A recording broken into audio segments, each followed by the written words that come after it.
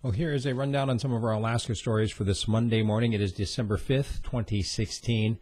Unfortunately, it looks like they have found the body of that 16-year-old boy who's been missing near Palmer, and another 16-year-old is currently in custody charged with kidnapping and murder. Very few details released at this point, except that we do know that a body was recovered on Friday afternoon.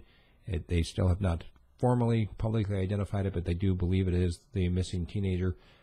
And also they haven't announced why it is that the other 16-year-old has been charged with murder. However, it does offer at least a bit of closure for the family of David Grunwald. Also, we are officially in a recession, according to economists. Here in Alaska, employment losses have hit new sectors, dropped more jobs since all the way back to the 1980s. It's the most jobs lost since the 1980s recession. A man was shot by police in Juneau on Saturday morning, airlifted to Seattle. The only details that have come out is that he was known to police as a threat to officers because of some of the things that he has said in the past. He was not armed at the time of the shooting. Other details about how that came to be, not yet released. Two people rescued after a helicopter crash. Apparently the Coast Guard got a signal that basically one of those rescue beacons. They went out and found two people with only cuts and bruises, a couple of bumps. They seem to be okay. An unfortunate house fire in Bethel. Two people found dead in the smoldering remains.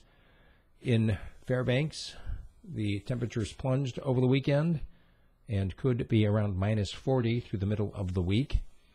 Coast Guard is investigating the sinking of the Alaska Juris starting today. This is something that's going to be lasting for about a week or so. If you recall, it went down out by Dutch Harbor earlier this year, and now they're going to be officially investigating that.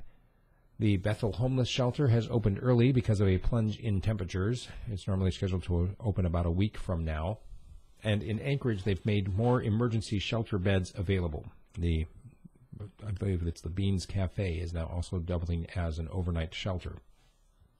The North Pole budget includes a 5% sales tax with a $10 cap, opposed to the current $8 cap and a 4% sales tax. They said that this is necessary in order to maintain the level of service for the city of North Pole. In Anchorage, their municipality has united with an effort from the White House called Tech Hire to give more people technical skills so that they can qualify for more jobs. The foster son of a public radio host who allegedly murdered him over an electronic cigarette charger pleaded guilty to that murder on Friday. Peter John Henry admitted to murdering his foster father, the public radio DJ and personality Marvell Johnson. They actually found the boy asleep in the home after he had murdered his stepfather. He went to sleep. He's going to be sentenced in March.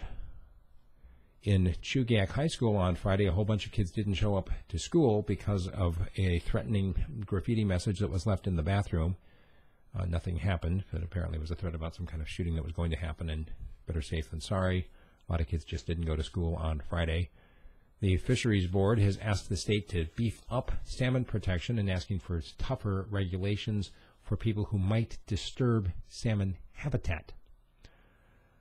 The Walker administration is now laying groundwork for the legislative battle over the permanent fund and taxes, saying that when they present the budget next month, they are going to be doing so with more budget cuts, but also with a plan to restructure the permanent fund. Also, the Canadian Navy says that that mystery object that was discovered off the British Columbian coast is not the nuke that was lost in 1950. A lot of speculation about that. A former police employee in the North Slope has gotten prison time over stealing $100,000 from the evidence room. She also has to pay back some of that money. The contaminated water issue out by Moose Creek had tempers flare last week at a public meeting that they had Thursday night.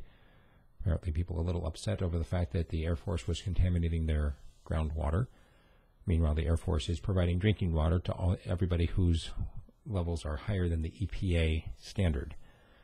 The state of Alaska has rejected both proposals to take over the Mat-Su slaughterhouse and has now put the property itself up for sale, straight out sale for $410,000. That is the actual assessed value, according to the borough. The 19-year-old lady who was shot in Juneau in the head in October is recovering, defying the odds, And there is another shooting of a dog in the Goldstream Valley this last week, which sparked outrage among Goldstream Valley residents, as it is legal to shoot loose dogs. Now they want to make it illegal, and they were brainstorming how they could do that. Another couple of stabbings and shootings in Anchorage over the weekend. No more details than that the police were responding to a stabbing and to a shooting. It's become so commonplace now in Anchorage that it would be an odd day not to have such a story show up in the news feed.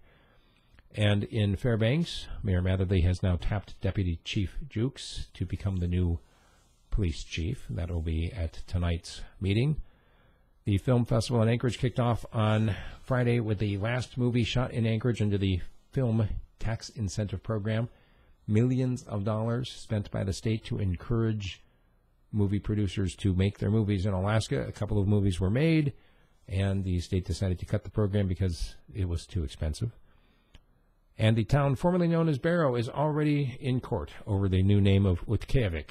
Yes, a group has filed a lawsuit to stop it from becoming that, although the voters wanted it so.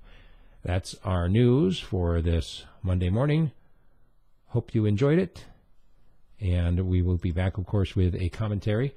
I'm going to speak today about the caribou hunt that I went on. It's another one of those winter hunts, and it's the first one that I've participated in for the winter hunt that I was successful in.